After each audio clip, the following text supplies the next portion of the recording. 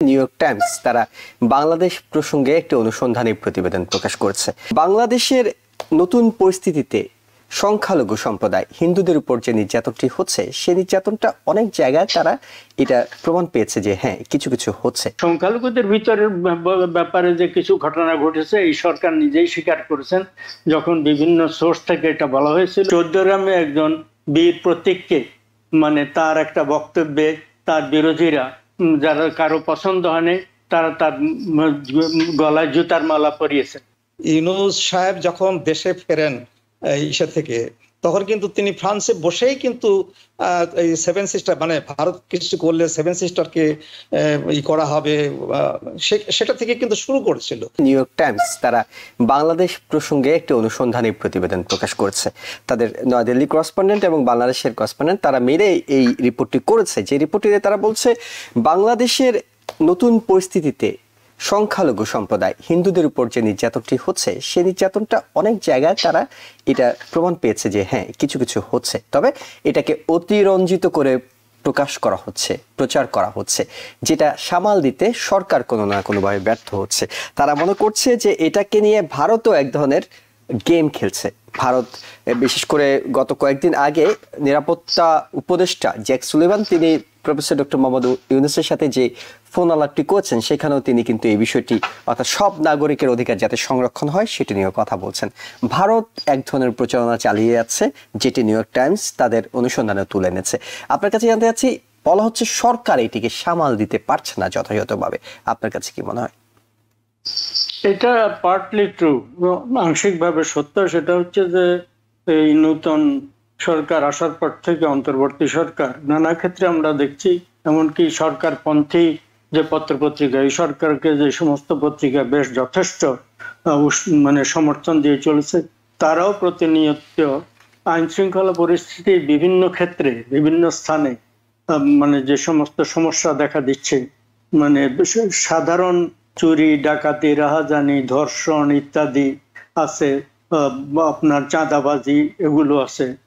ফলে বিভিন্ন ক্ষেত্রে এগুলো সরকার সামাল দিতে পারছে না, এটা সত্য। প্রথম দিকে বলা হচ্ছিল যে পুলিশ বাহিনীর অনেকগুলো থানা তো জ্বালিয়ে পুড়িয়ে দেওয়া হয়েছিল, যারা বিপ্লব করেছিলেন তাদের সমর্থকরা প্রায় অধিকাংশ থানা আক্রমণ করেছে, ধ্বংস করেছে, অস্ত্রশস্ত্র লুট করে নিয়ে গেছে।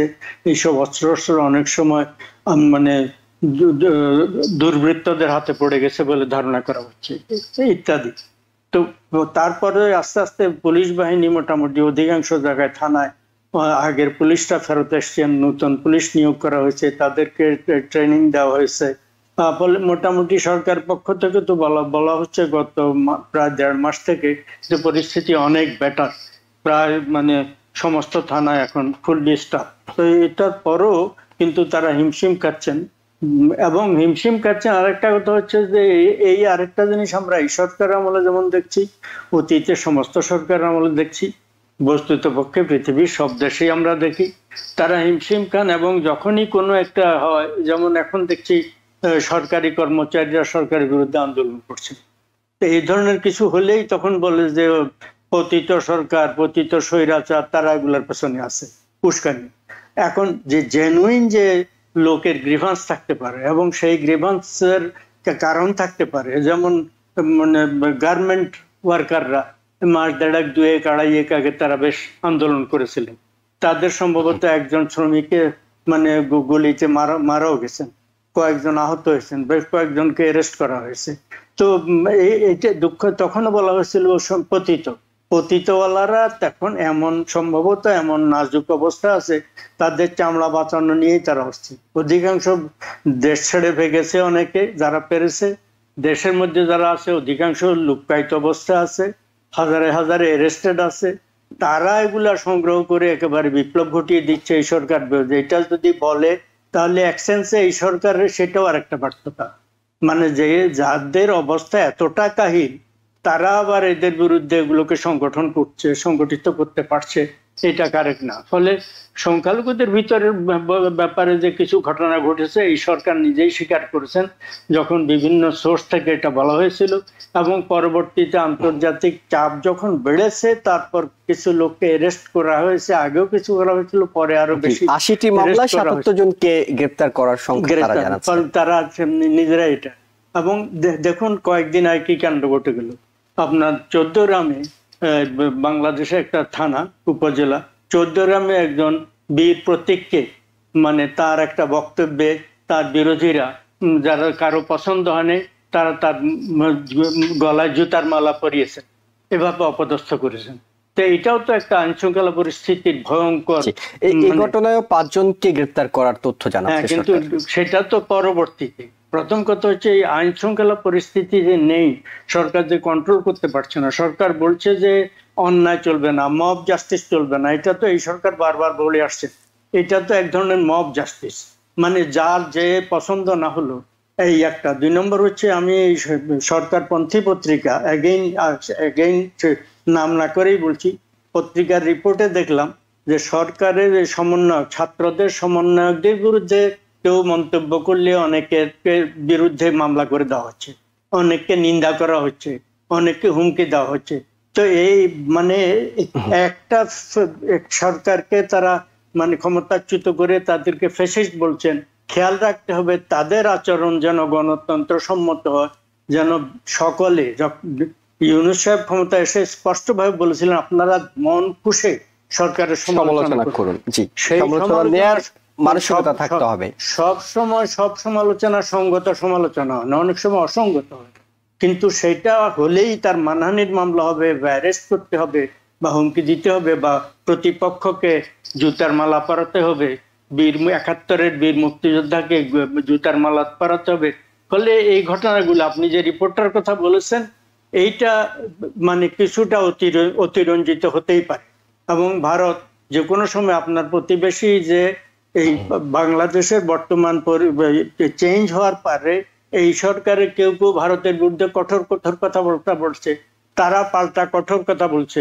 এটা হচ্ছে এরা ওদের উপরে চাপ সৃষ্টি করার চেষ্টা করছে, ওরা আবার পাল্টা চাপের সৃষ্টি করছে। এই ছাদ থেকে সরে এসে আমাদের রিয়ালিটিতে বুঝতে হবে যে আমরা নেইবার আমরা চেঞ্জ করতে পারবো না। এক বাস্তবতা বুঝে পরস্পরকে হুমকি থেকে বিরত থেকে, অপপ্রচারকে বিরত থেকে বাস্তবতার ভিত্তিতে স্বাভাবিক সম্পর্ক মেইনটেইন করার জন্য সব দুই পক্ষকে চেষ্টা করতে হবে। জি, প্রফেসর ডক্টর মনির মোস্তফা আলী, এই প্রসঙ্গটি আপনার জন্য থাকলো, এই প্রসঙ্গে বলবেন। পাশাপাশি নিউ ইয়র্ক টাইমস আরেকটি রিপোর্ট করেছে, যেটার হেডলাইন করেছে হাসিনার সরকারকে হটানোর পর গণতন্ত্র পুনর্গঠনের কাজ করছেন শিক্ষার্থীরা। তারা শিক্ষার্থীদের সঙ্গে কথা বলেছে, তাদের নানা অ্যাক্টিভিটি তুলে এনেছে। তবে রিপোর্টের একটি অংশ একটু পড়ে শোনাই। বলা হচ্ছে একের পর এক বিক্ষোভে রাজধানী ঢাকায় জনজীবন ব্যাহত হচ্ছে। দেশের বিভিন্ন জায়গায় হিন্দু সংখ্যালঘুদের উপর হামলার অভিযোগ, প্রতিবেশী ভারতের সঙ্গে দ্বিপক্ষীয় সম্পর্কে উত্তেজনা বাড়িয়ে দিয়েছে। সেই সঙ্গে মুসলিম চরমপন্থার পুনরুত্থানের আশঙ্কাও রয়ে গেছে। খুব অল্প সময়ের মধ্যে পুরনো ব্যবস্থাকে উৎখাত করা হয়েছে। এখন সংস্কারে বেশ সময় লাগতে পারে, তবে অন্তর্বর্তী সরকার ততটা সময় নাও পেতে পারেন। এই বিষয়টি নিয়ে আপনার বিশ্লেষণ শুনবো। আচ্ছা, আপনার হিন্দুদের প্রতি যে অত্যাচার হচ্ছে বা হয়েছে, এটা যেমন মোহাম্মদুল্লাহ ভাই বললেন যে বাংলাদেশ গভর্নমেন্টও স্বীকার করেছে, এবং নিউ ইয়র্ক টাইমসে যেটা আসছে যে ভারত সেটাকে একটু অতিরঞ্জিত করেছে। দেখুন, আমি দুটো জিনিস দেখব, ভারতের মিডিয়া এবং ভারত গভর্নমেন্ট। বাংলাদেশের মিডিয়া, বাংলাদেশ গভর্নমেন্ট। এখন গভর্নমেন্ট পর্যায়ে যদি আপনি দেখেন, মিডিয়া পর্যায়ে সে দুই দিকেই অতিরঞ্জিত হচ্ছে। মানে আপনার বাংলাদেশ মিডিয়া ভারত বিরোধী যে সমস্ত বক্তব্য রাখছে, এবং ইন্ডিয়ান মিডিয়া বাংলাদেশে যেটা হচ্ছে সেটা অতিরঞ্জিত করছে। কিন্তু আপনি মানে দুই গভর্নমেন্টের বিহেভিয়ারটা যদি আপনি পর্যালোচনা করেন, তখন তাতে আপনি দেখবেন যে ভারতীয় গভর্নমেন্ট যেটা করছে, তাদের যে ডিপ্লোম্যাটিক যে একটা নর্ম বা ডিপ্লোম্যাটিক যে একটা শ্রুডনেস বা আপনি পরিপক্কতা, সেটা কিন্তু তারা দেখাচ্ছে। গভর্নমেন্ট থেকে কিন্তু তেমন একটা কিছু হচ্ছে না। যদি কিছু হয়ে থাকে সেটা তারা দ্রুতই কিন্তু একটা অ্যাপোলোজাইজ করছে। কিন্তু বাংলাদেশের গভর্নমেন্ট কি করছে, আপনি একবারে ফ্রম দ্য ইনসেপশন, আপনার ইউনূস সাহেব যখন দেশে ফেরেন ইসের থেকে, তখন কিন্তু তিনি ফ্রান্সে বসেই কিন্তু এই সেভেন সিস্টার মানে ভারত কিছু করলে সেভেন সিস্টারকে করা হবে সেটা থেকে কিন্তু শুরু করেছিল। তারপর দেখেন বাংলাদেশ গভর্নমেন্টের একটা উপদেষ্টা, আমি বলবো পিচ্ছি উপদেষ্টা, সে ইদানিং কি করেছে, সে তার ফেসবুকে যে পোস্টটা দিয়েছিল সেখানে বাংলাদেশের ম্যাপটাকে সে আবার একটা রিনিউড ম্যাপ করেছে, যেখানে ভারতের ওই যে সেভেন সিস্টার্স যে স্টেটগুলো সেটাই শুধু না, আপনার এদিকে পশ্চিম বাংলা, বিহার টিহার নিয়ে একটা ম্যাপ ট্যাপ সে করেছে।